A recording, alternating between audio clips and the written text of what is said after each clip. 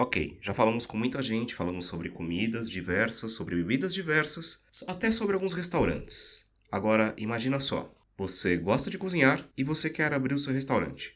Como fazer? Será que é fácil? Será que é difícil? Bom, pois então eu chamei o Rafa e o Ricardo do podcast Marcha e Sai para tirar essas dúvidas. Para aproveitar que o Rafa tá abrindo o próprio restaurante e o Ricardo vai trabalhar com ele. Entre fim de março e abril, estreia... Peraí, se fala estreia mesmo para abertura de um restaurante? Bem, entre o fim de março e começo de abril, abre o restaurante 31, que é o novo restaurante do Rafa. Assim que ele vai explicar melhor sobre tudo isso e vamos ver como abrir o seu próprio restaurante. É hora de cozinhar e de abrir o seu restaurante. Vamos lá? Tá ouvindo esse barulho? Refogado.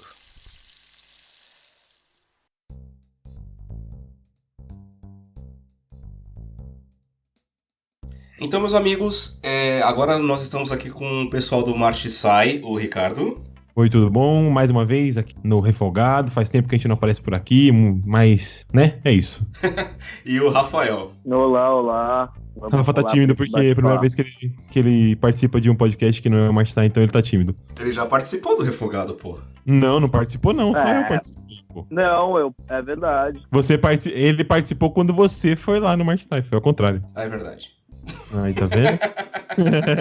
É verdade. Então, o assunto, como eu falei na intro, é como começar um restaurante. Como abrir um restaurante? Como o Rafael tá nesse processo de abrir um restaurante, eu tenho algumas dúvidas de como abrir. E se você, brasileirinho médio que tá ouvindo o Refogado e cozinha ou acha que sabe cozinhar bem, e tá pensando em abrir um restaurante e tudo mais, agora nós vamos tirar todas as dúvidas sobre isso. Então, Rafael, qual seria o primeiro passo? Imagina eu, 500 mil reais na minha mão e eu quero abrir um restaurantezinho pequeno.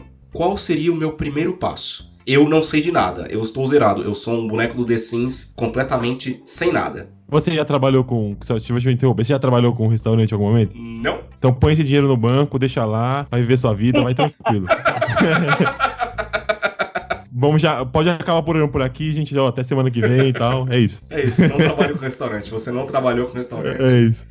Vá, sei lá, plantar batata que é mais fácil. É mais fácil. Não, então, eu acho que eu não quero desencorajar ninguém nesse bate-papo, como eu fui desencorajado já, mas, enfim, eu lembro até hoje que a primeira frase que eu escutei quando eu fiz o curso de gastronomia de um professor foi: cara, se você pensa que você entrou aqui para montar seu bistrô nos Jardins e que você vai trabalhar meio período e ficar numa boa e receber seu salário, pode sair daqui porque não é assim que funciona. Isso é a primeira frase que eu escutei a respeito de restaurante próprio. Certo. Enfim, desde então eu trabalhei em outros restaurantes, né? Desde antes disso eu já tinha trabalhado para outras pessoas. Então acho que o primeiro para alguém que cozinha bem em casa, mas nunca se atreveu a entrar numa cozinha profissional entre numa cozinha profissional e entenda o que você está querendo da sua vida. Certo, acho que isso é o primeiro ponto. Você não pode pensar que por você cozinhar bem na sua casa, você vai conseguir montar um negócio, um restaurante. Esse é o princípio básico. Tá, você tem que entender um pouco do processo completo até pra você não ficar boiando depois, certo? Isso, você precisa ter uma vivência de cozinha profissional, porque existem coisas que, enfim, você talvez a pessoa não pense que faça parte do dia a dia de um restaurante, entendeu? Por exemplo, como que você vai entender o quanto você precisa pedir de ingrediente ou uso sem nunca ter passado por uma cozinha, sabe? Tem muitos detalhes, assim, e padronizações que você vai pegar quando você estiver trabalhando para os outros, que é muito melhor você errar para alguém que já está estruturado do que você errar na sua primeira oportunidade, nos seus primeiros 500 mil que recebeu, sabe? E a chance de você errar para alguém já estruturado é bem menor também, né? Porque as próprias pessoas ao seu redor vão mitigar o seu erro, certo? Exatamente, vão te corrigir, enfim, vão te ensinar qual o caminho que você deve seguir, né? Mas isso vale também, Rafael e Ricardo, para quem quer apenas investir ou é mais para aquele que quer encabeçar um restaurante como um chefe? Eu queria falar mais a respeito, como você depois já engata nessa outra pergunta, mas eu queria falar um pouquinho mais a respeito do que você estava falando, que o Rafa estava falando anterior aí, para completar um pouco. Eu acho que como a gente já falou em outros momentos, eu e ele, acho que cozinhar é o menor dos problemas quando você tem um restaurante, assim, sabe? Eu acho que tem tanta coisa para você ver de custos, a própria logística, é uma coisa assim, que vai tão além de ter um tempero bom, ou sei lá, ter uma receita boa, as pessoas gostarem da sua comida. Eu acho que é uma coisa que vai tão além que as pessoas precisam perceber que ele é toda uma indústria que rola ali, que não é justamente só cozinhar. E falando em relação a investir, eu acho que aí já é outro ponto que a gente pode cair aqui também. Poucos cozinheiros, vamos colocar entre a palavra aí chefe, para o pessoal ficar mais dentro do assunto, são donos dos seus próprios restaurantes. A maioria das pessoas que são da indústria da cozinha, que trabalham no restaurante, que são chefes deles, eles têm algum investidor por trás. Isso é a coisa mais comum que existe, assim. Acho que, sei lá, dá pra contar nos dedos aqui os que são donos dos próprios negócios. Você é muito desse jeito aí também, né, Rafa? Acho que é a coisa mais comum que tem. Eu tenho investidor, mas eu também sou um dos sócios principais, assim, né? 50% meu, 50% do meu sócio. Em relação a você querer montar um negócio sem querer entrar na cozinha, cara, é muito relativo, sabe, Caio? Por exemplo, o meu sócio, ele hoje entende um pouco mais de cozinha pela convivência comigo, mas claramente ele é meu sócio por outros motivos, por entender de números, por entender de dinheiro, porque é muito... Você precisa sim, de alguma forma, ter algum conhecimento sobre cozinha. Mesmo porque aquela frase que a galinha só engorda... Eu não lembro agora qual que é a frase exatamente. Muito bom ditado. Ótimo ditado. O pessoal entendeu, todo mundo. Eu entendi bem. Qual é o ditado. Mas é esse, a galinha engorda. Vai lá. Não. O boi só engorda... É como o boi engorda com os olhos do dono. Mas poderia ser a galinha também que engorda. É verdade, sabe? Como que você imagina um cara, sei lá, do mercado financeiro, e ele fala, puta, eu vou querer abrir, não sei, vamos pegar alguma coisa na moda, uma hamburgueria. Eu vou querer montar uma hamburgueria. Coisa mais da moda que tem, né? E aí ele fala, eu vou contratar aquele cara que manja pra cacete de fazer hambúrguer e tudo mais. Como você sabe que aquele pedido de carne que o cara tá fazendo é o que ele realmente precisa pra rodar, sei lá, a semana? Como você sabe que aquele queijo que o cara... Por que o custo daquele queijo? Por que aquele queijo é tão caro? Será que não daria pra baratear isso? Enfim, esses detalhes, eu acho que realmente precisa ter um conhecimento mínimo para saber, ou um interesse mesmo, né? Chegar do lado do seu cozinheiro que você contratou e falou, então, por que você está usando esse queijo? Será que não dava pra gente usar um outro? Ir atrás do fornecedor, entendeu? Então, acho que de alguma forma você precisa sim ter um conhecimento sobre a cozinha, assim, ou o mínimo de interesse para correr atrás. Basicamente é igual qualquer outra sociedade. Os sócios eles se dividem em tarefas, o que é o forte de um vai ser o fraco de outro e vice-versa, para que eles se equilibrem. E é bom que os dois conheçam todos os processos. Tanto, por exemplo, um sócio investidor conhecer os processos da cozinha para melhorar a logística, melhorar a compra de materiais, tanto o sócio chefe, cozinheiro, ele conheceu os processos de compra, conheceu os processos de precificação e conheceu os processos de quanto demora, não sei, uma reforma de uma cozinha. Então, eu entendo dessa forma, né? E assim, esse é o primeiro restaurante que eu tô abrindo, então longe de ser a pessoa mais experiente em aberturas de restaurante, mas eu tô nesse processo há mais de um ano. O Ricardo me acompanhou todo esse período. E eu entendo que sim, que tem que ser assim. Eu não acredito que você é o dono da verdade, que um cozinheiro vai saber administrar um restaurante inteiro, assim como um investidor vai saber administrar uma cozinha, entende? E eu acho que é um pouco da humildade. Tanto é que um pode interferir na área do outro. Exato, né? Eu acho que é aí que tá a humildade de você entender a necessidade de ter um sócio, de ter alguém que vá coordenar outras áreas do seu restaurante. E restaurante não é só um restaurante, é uma empresa, né? É assim que você tem que tratar o seu negócio. Certo. Então vamos lá. Nós já conseguimos um investidor e um cozinheiro. Alguém que cuida das finanças, da logística e o cara que vai cuidar da cozinha. Agora, o local.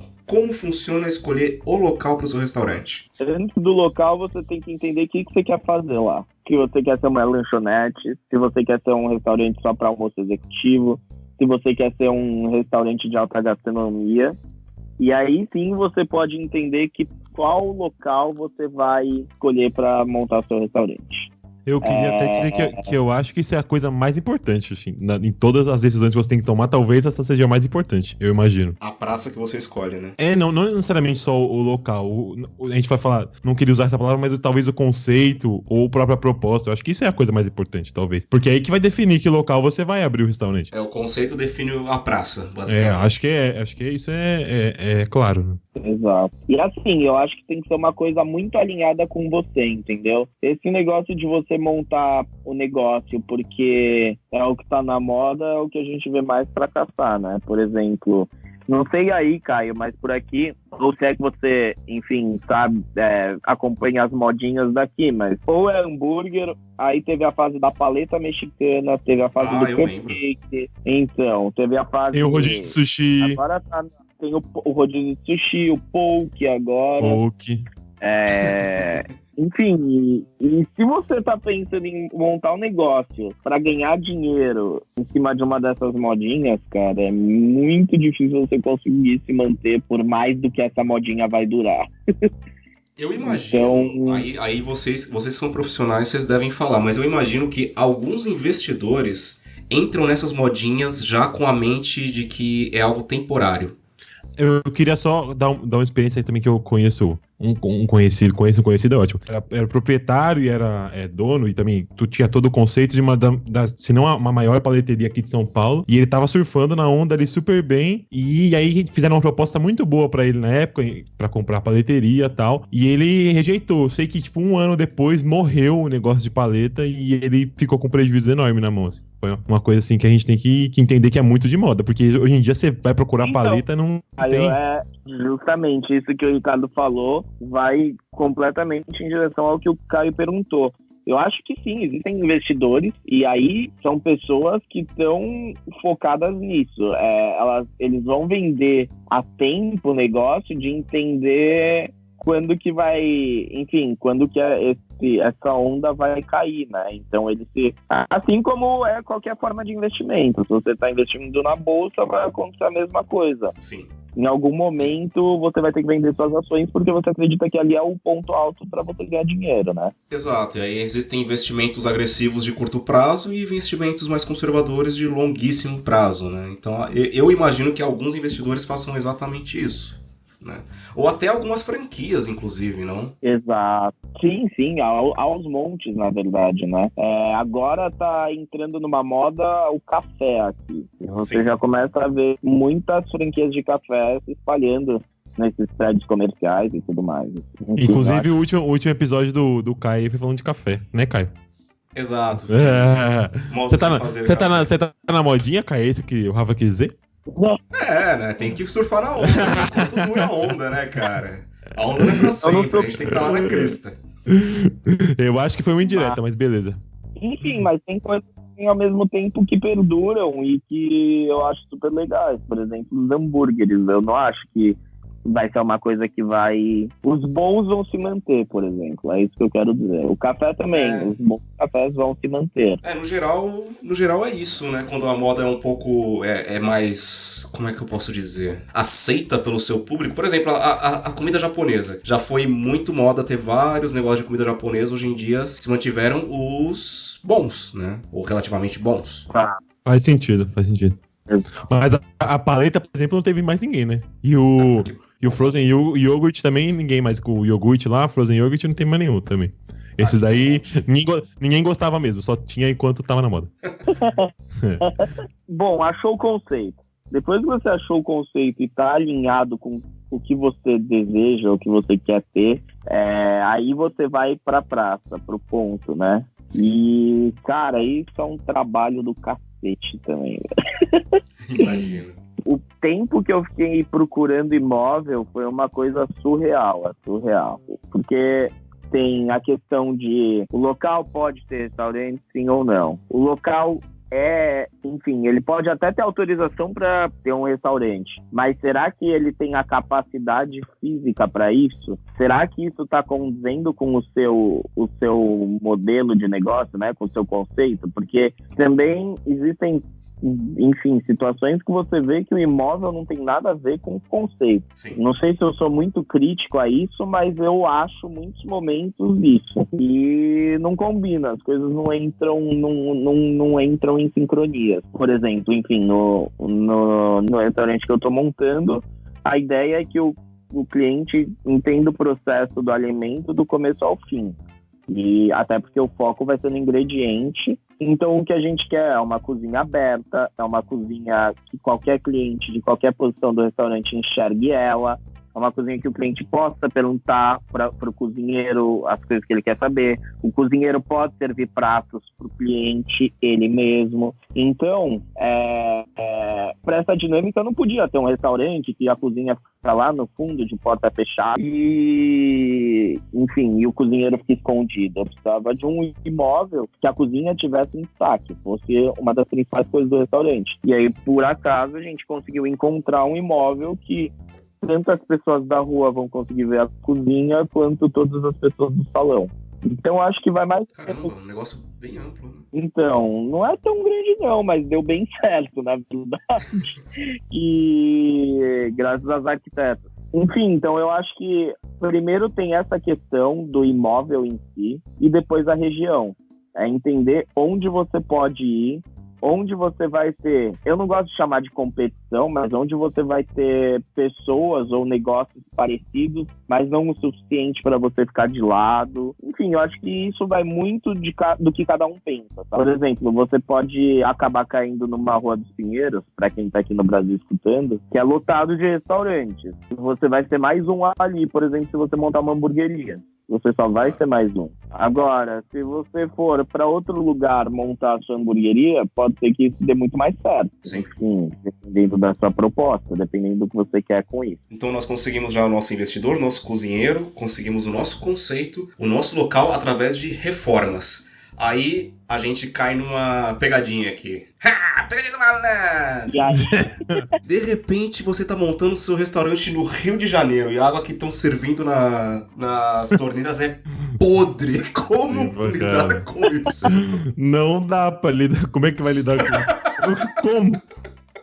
Você tinha que ter lidado comprando assim, ó. balão com água. Não, tinha que ter lidado assim, ó. Lá em 1500, quando chegou os portugueses, você mandava todo mundo de volta. Você falava, ó, rapaziada, vamos ficar com os índios aqui mesmo. Era isso que resolvia. Ou não votava no Witzel, né? Também, isso aí também já resolvia um pouquinho. Pode ser, eu também já acho. ajuda. Tá, mas então, jogando o exemplo agora para São Paulo. De repente você conseguiu abrir o seu restaurante, ele tá sendo um sucesso, mas sei lá, 2 meses de abertura, aí dá uma enchente. O restaurante pode ter seguro, todas as comidas que tem lá e o local também? Cara, o restaurante pode ter seguro, mas, enfim, isso eu não sei, porque eu tô num passo antes ainda, mas eu não sei se tem seguro para enchente, para um restaurante alagado. Eu acho que, Não, eu acho que depende do muito da imóvel com região. certeza tem. Do imóvel com certeza tem. Agora dos equipamentos da imóvel, comida eu acho que não.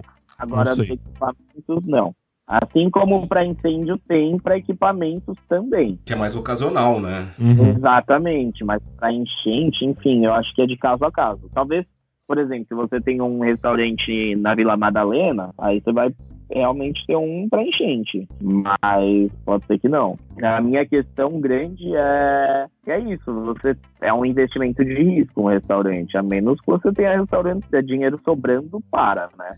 Mas no nosso caso aqui, não é essa situação. Mas eu acho que uma parte importante de a gente falar, desculpa, Caio, é falar um pouquinho das questões das reformas, né? Porque a gente sempre ouve, eu e o Rafa, a gente conhece um caso aqui que a gente não vai mencionar, mas de um restaurante aí, por exemplo, que tava para abrir em 2017, final de 2017, até hoje não abriu, por exemplo. Tem uma história dessa aí. Mas a gente É do sabe... Sérgio Naia, é isso aí? Não posso falar o nome do restaurante aqui. Mas isso de obra atrasa. É qualquer obra aqui no Brasil, acho que atrasa. Mas em restaurante é uma coisa absurda, né? Tem restaurante que abre 1 ano depois, 2 anos depois. Você vai descobrindo que tinha um cemitério indígena com os não sei quantos enterrados embaixo, tinha sapo, tinha porra toda. É então isso mesmo, cara. É muita coisa doida que acontece. Que reforma é uma coisa que atrasa, é um absurdo, né? Então, existem outras questões também nisso de reforma, né? Que é isso, por exemplo, coifa, cara. Semana passada eu fui num restaurante que não tinha coifa. Eita! Isso claramente é proibido. Então, assim, por que você não tem coifa? Ah, porque o meu imóvel não comporta ter uma coifa. Então, você tá no imóvel errado. Então... E é isso. E vão aparecendo coisas bizarras. Porque o restaurante... precisa ter, eu preciso... Restaurante, querendo ou não, é uma cozinha industrial. Então, são equipamentos que puxam energia pra caramba, puxam... enfim, o consumo de água é muito maior do que numa casa. Então, você precisa ter tudo isso muito redondo para começar a funcionar, né? A coifa, por exemplo, a fumaça da coifa, todo mundo pensa numa coifa de casa, ou enfim, mesmo que veja uma coifa industrial, mas por onde está saindo aquela fumaça? Aqui em São Paulo, a lei é que não tem que estar acima de qualquer imóvel ao redor. Ou seja, se você está debaixo de um prédio, que é no caso do meu restaurante, eu vou ter que puxar a coifa, a estrutura da coifa, até o topo do prédio. Entende? Então, pois é. Sempre que você vê aquela coifa, cara, isso tá fora da lei. Eu tenho um caso aqui perto de casa, por exemplo, que meu apartamento fica cheirando a lenha. E eu nem tô grudado no restaurante. O restaurante tá em outra esquina, mas chega aqui, entendeu? Então tem toda essa questão também de onde tá seu restaurante, se ele tá dentro da lei, em todos esses fatores. Não vai deixar de funcionar se não tiver, né? Mas você pode ter problema mais pra frente, essa é a questão. Saquei. Tipo fiscalização da prefeitura, coisas assim, ou da vigilância sanitária, por exemplo. Exatamente. Beleza, então nós passamos pelo local, o conceito, as reformas. Agora vem, não sei, na minha ignorância eu imagino que isso seja um bicho-papão para qualquer restaurante. A logística das matérias-primas. De repente você tem um restaurante, sei lá, na zona sul de São Paulo. Sei lá, sua matéria-prima vem de Mariporã.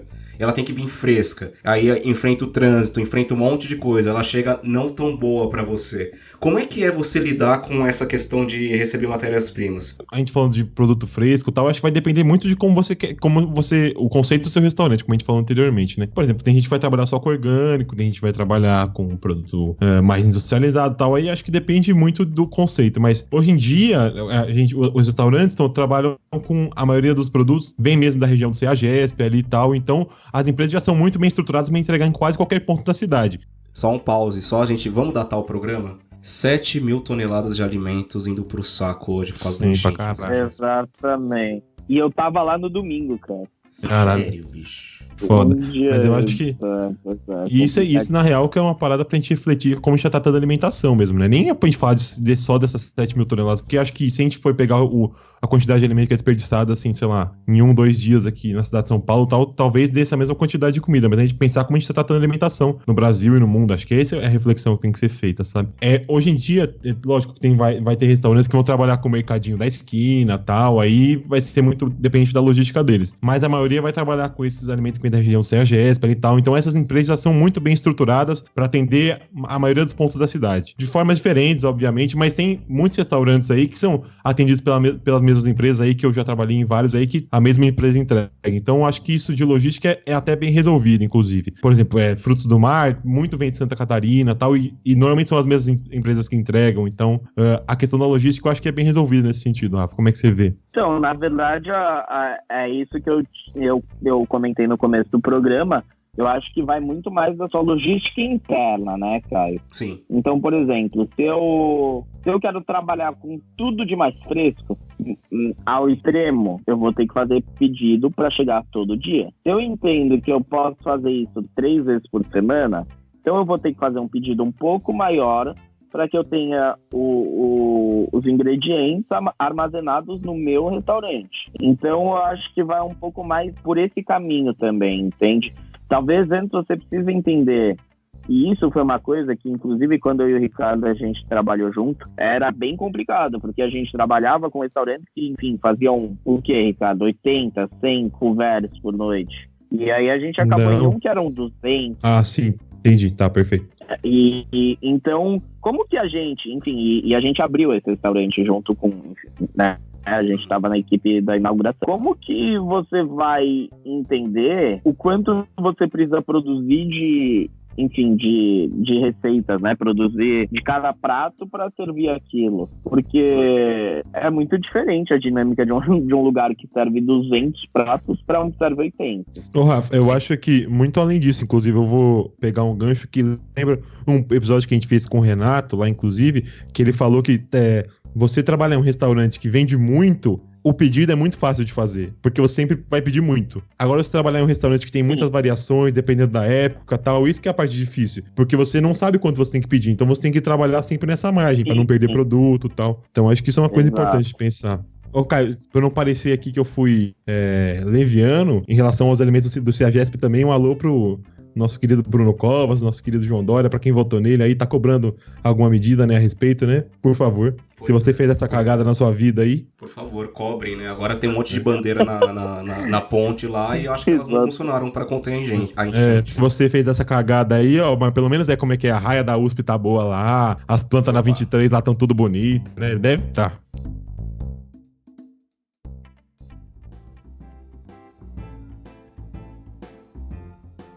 Vamos falar de equipamento. É caro. Acho que já é meio óbvio pra todo mundo que equipamentos profissionais de restaurantes são caros. Além de ser caro, você precisa de especialização nisso, certo? Tipo, por exemplo, imagina que eu no começo da nossa trajetória lá como cozinheiro de final de semana, onde minha mãe fala, nossa, que macarrão bom que você faz, você deveria abrir um restaurante. Me vem aqueles fogão ferrado, aqueles forno de convecção de 300 andares e tal. Esse tipo de equipamento, ele requer, geralmente, treinamento especializado nesse equipamento ou é geral? Cara, depende do nível do equipamento. Eu acho que qualquer um aprende muito rápido, mas aí tá mais uma vez aquilo que a gente conversou lá no começo. Entender o porquê que você precisa disso. Então, essa passagem por uma cozinha é muito importante para isso. Eu preciso de um, forno combinado, né? Que são esses completos eletrônicos e blá blá blá para o meu restaurante. O que eu vou fazer com ele? Mais uma vez caindo na hamburgueria, ou você for do macarrão. Se você é um restaurante que faz massa, cara, você não precisa de um forno desse. Você não vai fazer um molho da massa no forno. Você não vai fazer a massa no forno. Assim como você não vai fazer o hambúrguer lá. Talvez o pão, talvez, mas você pode ter outro forno. Enfim, então é um custo alto, sim, mas você tem que entender muito bem, de novo, como vai funcionar a sua cozinha, quais vão ser as receitas do seu cardápio, ou pelo menos o conceito disso, para aí sim você começar a pensar nos equipamentos. Isso foi uma coisa também que eu quebrei muito a cabeça e o Ricardo me ajudou nisso. E, eu precisei mesmo visitar lugares e entender outros restaurantes e comer em restaurantes com um conceito parecido com o que eu imaginei pro meu, para entender o que eu precisava de estrutura para montar, sabe? Por mais que eu já tivesse passado por cozinhas, o Ricardo e outros amigos meus me ajudarem nessa entender quais equipamentos que ia precisar, eu ainda senti que eu precisava realmente ir atrás de lugares com um perfil parecido com o que eu estava pensando, para eu conseguir entender que equipamento eu precisava. E até hoje, com a cozinha toda já montada, né? O projeto feito, eu ainda tenho dúvidas e medo quando ela chegar na minha cozinha, no meu restaurante. Mas eu acho que sempre vai faltar alguma coisa, ou que eu exagerei em outra coisa, enfim. Isso também é muito com o dia a dia que você vai pegar. Mas trabalhar com o básico, começar com o básico, eu acho que é a melhor saída. Mas pra gente ter uma ideia mais ou menos aqui dos valores, eu vou pegar um forno que, na verdade, deve ser um dos melhores, se não o melhor que a gente pode encontrar no mercado, mas que é uma realidade em várias cozinhas aqui de grande nome aqui e tal, e até em cozinhas hospitalares, hotéis, que é, por exemplo, o Rational, que é uma marca super conhecida, que deve ser, se não a melhor, uma das melhores. Um forno que são de 12 GNs, que são 12 assadeiras, que cabe aqui, se eu tô vendo na internet, no Mercado Livre, tá só R$45 mil só. E é só um forno, tá? Mas ele é um forno que faz muitas coisas, ele é um forno muito bom. Um forninho só. Ele é um forno que trabalha com vapor, com umidade que você pode controlar, a porcentagem e tal, então é um forno muito bom, mas tá só R$45 mil. Forno ótimo pra Forno tudo. ótimo pra Se pães. quiser trazer um pra sua casa, fazer... Acho que eu não tenho nem tomada pra isso, Ricardo. Ele faz arroz, faz feijão, faz imposto de renda, faz... Pois é, vou precisar ter uma entrada de água só pra ele. Exato. E aí a gente pode falar um pouquinho, acho que de equipe, já que o Caio pediu pra emendar, né? Eu acho que a parte muito importante também do restaurante é a gente trabalhar com... Eu acho que também, novamente, a gente vai cair naquela questão do conceito, quanto você precisa que a pessoa seja preparada profissionalmente pra tal cargo ou não. E eu acho que a dinâmica também é muito importante, né? A gente vê restaurantes que abrem e que, sei lá, depois de 6 meses a equipe girou inteira já, entendeu? Então isso é uma coisa muito comum de acontecer. Porque eu acho que aí vai muito de como a gente tá formando os profissionais do mercado. Acho que isso é toda uma discussão que vai além do que a gente vai discutir no episódio hoje, mas eu acho que essa questão é muito, muito, muito importante, a questão da equipe. Não, então, essa questão da equipe, eu acho que pra mim é uma das principais coisas, assim, e que eu mais me importo, de fato, porque é fundamental que você tenha uma boa equipe, que ela esteja alinhada com o que você imagina pro seu restaurante e que, enfim, você respeite, né, e valorize esse funcionário, porque eu já trabalhei em vários restaurantes e nunca senti que qualquer um dos funcionários, seja do cara que lava a louça até o chefe contratado, era valorizado da forma que deveria. Isso é um fato, assim. É uma discussão que eu sempre tive com o Ricardo e tudo mais. Desde, enfim, a comida de funcionário, até entender o horário que o funcionário vai chegar, entender que ele precisa ter um tempo para se organizar antes de começar o serviço, tudo isso fica para trás. E o salário, né, principalmente, porque se você pensar, um restaurante, para ele dar certo, enfim, a maioria dos restaurantes se abre 6 dias na semana, almoço e jantar, certo? Certo. Então, você precisa, pelo menos, que o cara esteja lá 6 dias da semana dele, já perdendo algum dia do fim de semana, ou os 2, e tendo um só de folga. E com certeza ele vai ficar morto porque ele gastou toda a energia dele no restaurante. Como que você vai valorizar isso? Como que você vai fazer com que seu funcionário seja valorizado? Sim. Ou você dá um bom salário, ou você dá um cargo de confiança. É claro que você não vai dar para todos, mas esse funcionário tem que fazer, aquilo tem que fazer sentido para ele, né? Ele não pode estar lá só pelo dinheiro, porque com certeza existem formas muito melhores de ganhar dinheiro do que dentro de um restaurante. Ele tá lá, ele tem que estar lá porque ele acredita no negócio, ele acredita no projeto, ele confia em você e ele quer te apoiar. E ele quer estar lá com você, ele quer crescer com você. Eu acho que é isso que você tem que... E não é obrigação do funcionário ter esse pensamento, é você fazer com que ele pense assim, é você apoiar ele, é você incentivar ele. Enfim, eu acho que tem 500 mil maneiras de você valorizar seu funcionário, não só financeiramente.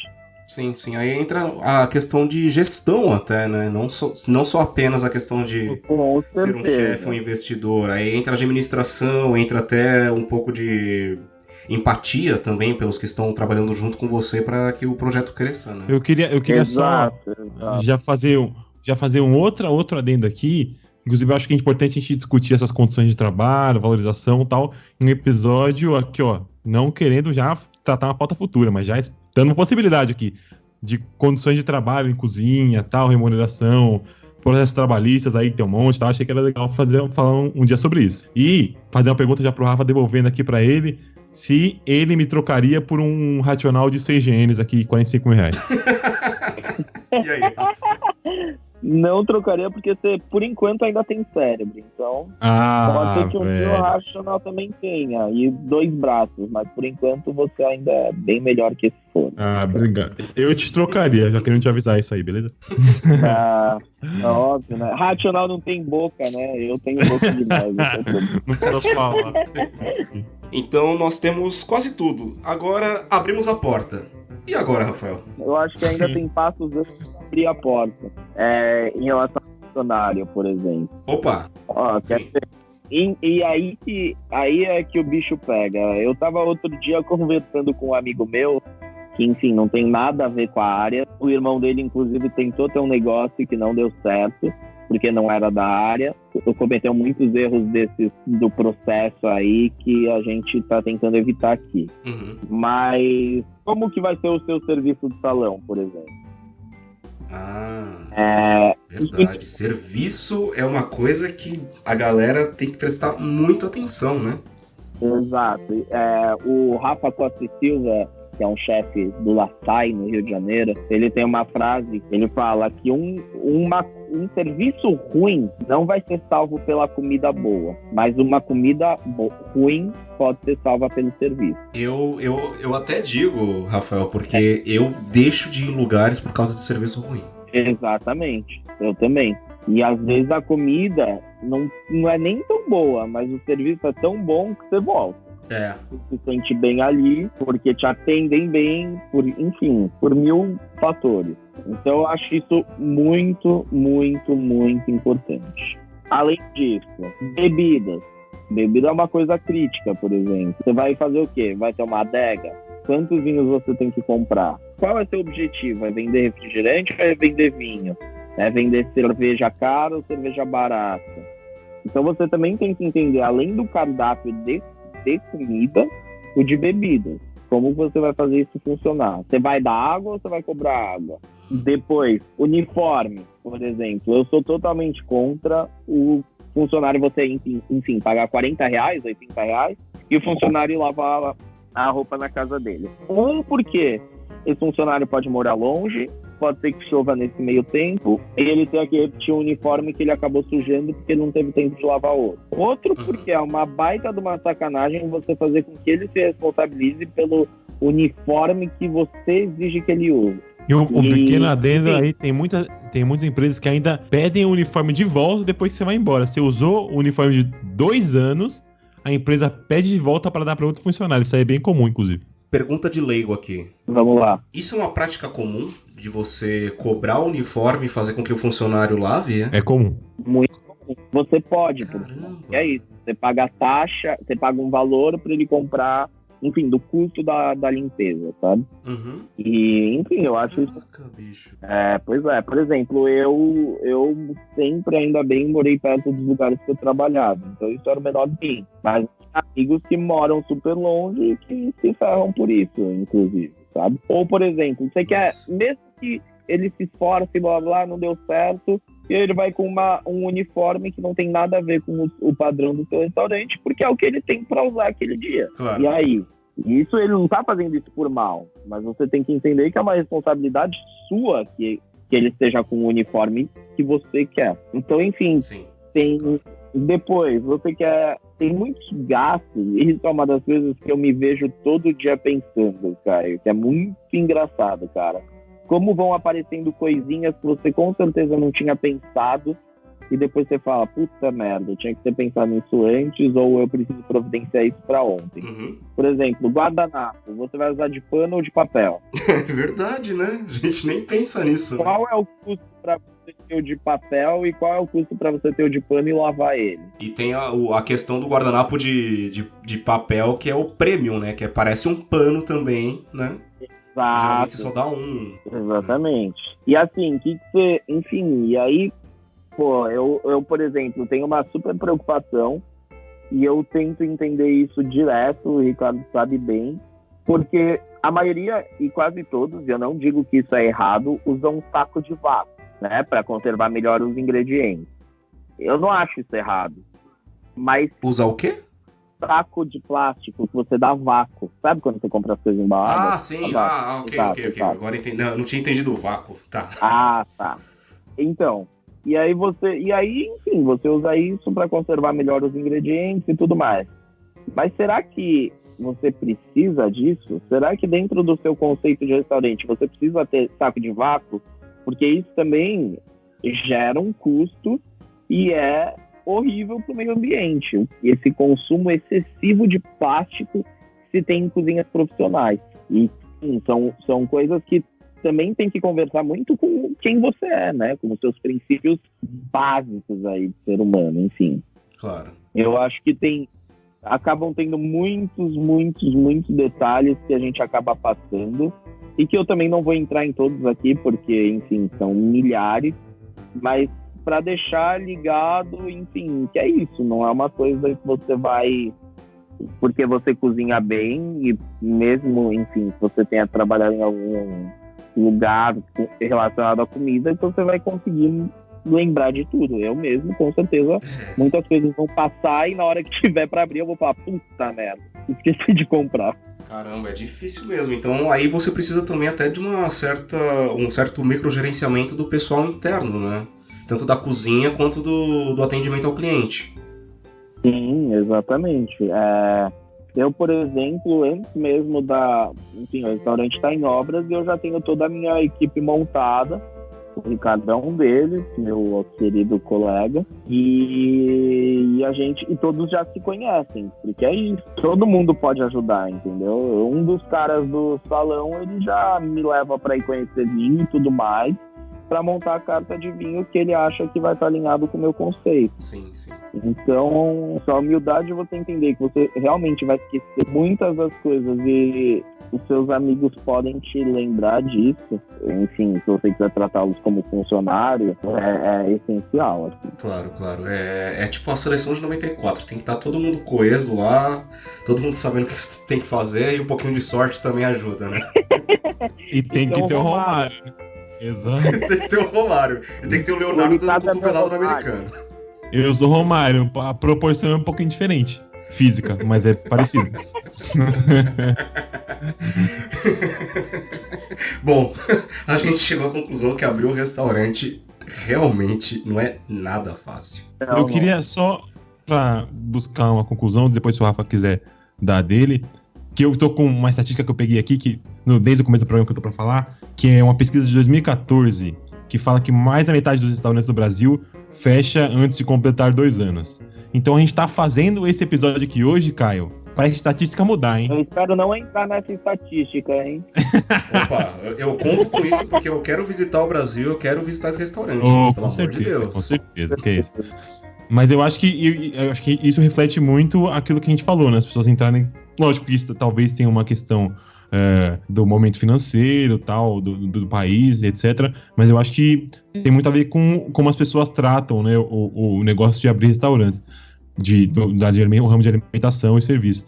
Porque a pessoa não tem a seriedade, ou também não tem o know-how, tal, não sabe como tratar o negócio e quer abrir, porque tem aquele entusiasmo das pessoas falando que ele cozinha bem e tal. Então acho que a gente fez o programa todo baseado nesse sentido.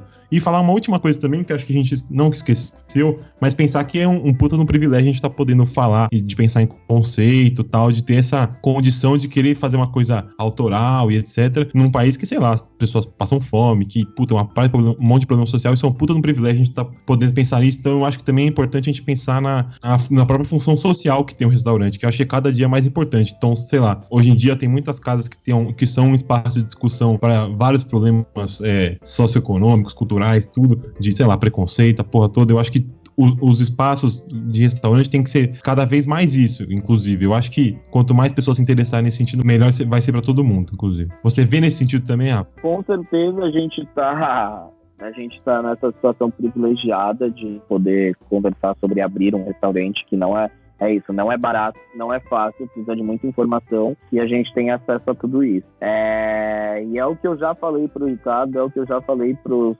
outros meninos que vão. Infelizmente tem isso e, enfim, se alguém que escuta o podcast for visitar lá o 31, que é o restaurante que eu tô montando, já peço desculpas porque no início eu não vou ter nenhuma mulher a princípio trabalhando. Isso é uma coisa que me deixa muito triste, muito preocupado, porque eu acho que isso também é uma obrigação dos restaurantes e de qualquer empresa, na verdade, a abraçar todas as minorias e todos os gêneros e, enfim, tudo isso.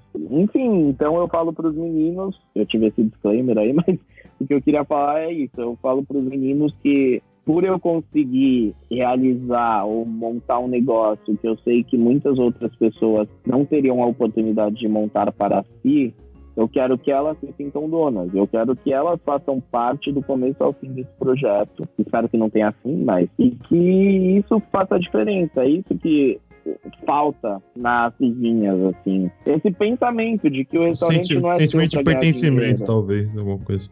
Exatamente. E eu não tô falando, eu não quero ser um restaurante à la Google, que faz o cara trabalhar não sei quantas mil horas, ele usa várias drogas para aguentar aquilo, mas no fim das contas ele tem a mesa de pebolim dele e uma de ping-pong pra ele Tem um Xbox lá.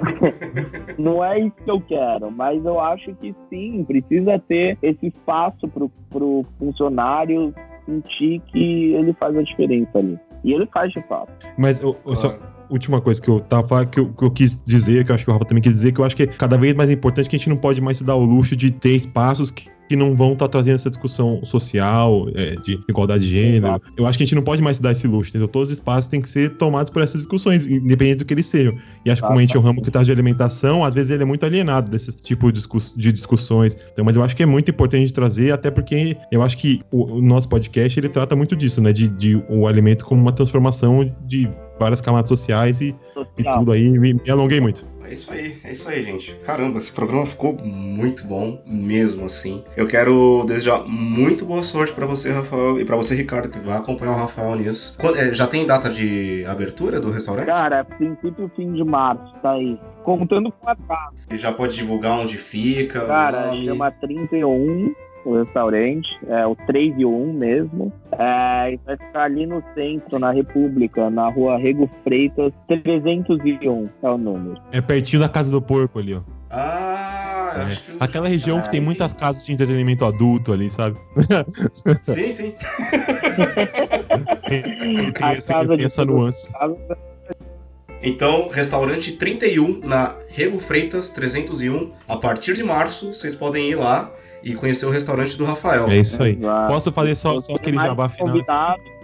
Assim que eu pisar em São Paulo, eu tô indo aí, hein?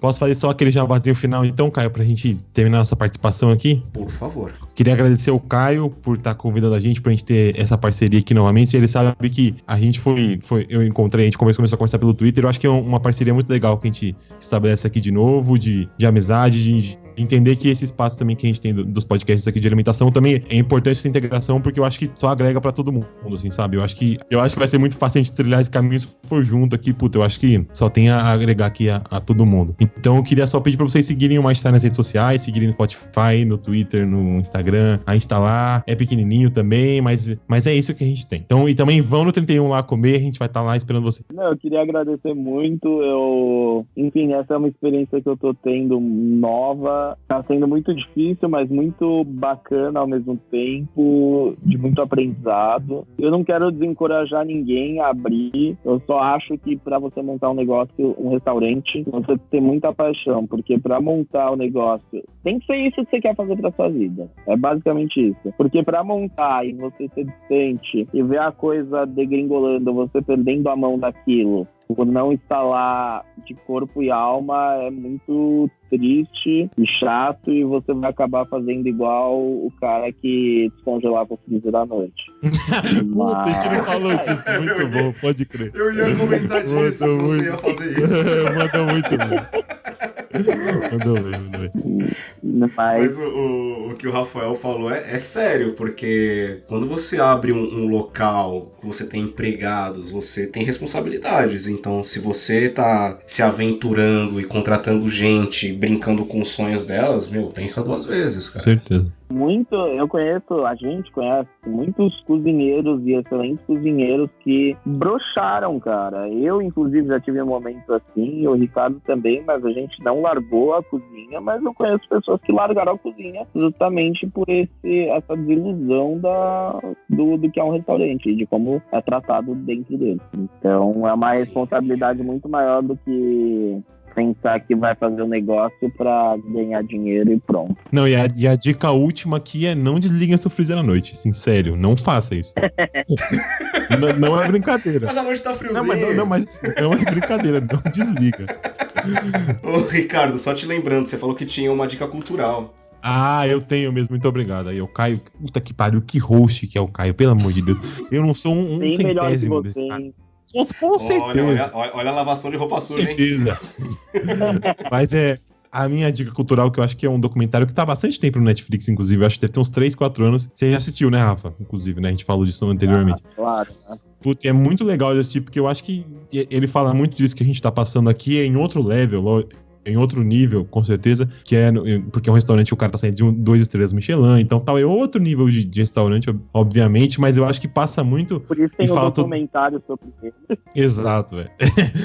Chama For Grace, tá no Netflix, e é do... Deixa eu só colar o nome que eu tinha esquecido, qual que é o nome do cara? É o Curtis Duffy, que ele trabalhou no Aline, o restaurante é em Chicago, no caso. Ele trabalhou na linha e ele trabalhou com o Charlie Strother, também, que são 2 grandes nomes ali nos Estados Unidos e tal. Então, é muito legal porque ele mostra todo esse processo dele abrindo um restaurante, dos problemas familiares dele se envolvendo ali no meio das coisas e tudo. Puta, é muito legal. E eu acho que pra você que tá abrindo um restaurante, lógico que você vai perceber que é em outra escala o que tá acontecendo ali, mas é muito, muito interessante. Puta, bacana, bacana. Então, gente, ficamos por aqui. Eu agradeço imensamente ao Rafael e ao Ricardo do Marte Sai Podcast. Então, sigam o Marte Sai Podcast, ouçam no site deles ou no Spotify, sigam nas redes, sigam no feed. Vão no 31, como é que é? É Rego Freitas 301? Exatamente, bem fácil, Olha, 31, 301. Muito bem, muito bem.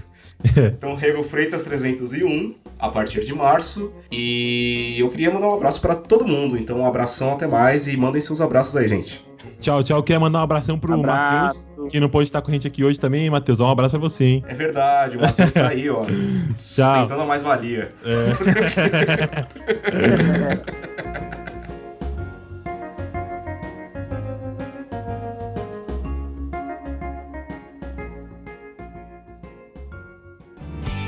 Olá, ouvintes do Refogado Podcast. Conheça nosso site refogadopodcast.com e deixe seu comentário no post do episódio. Ou ainda, envie seu e-mail para contato@refogado.com. Siga também o Caio no Instagram, o Caio San, e no Twitter, o Caio San, tudo junto. E é claro, apoie o Refogado Podcast conhecendo as metas e os sorteios que serão feitos entre os padrinhos no padrinho.com.br/refogado. Curta e compartilhe nas redes, mande seu recado e apoie o projeto do Refogado Podcast.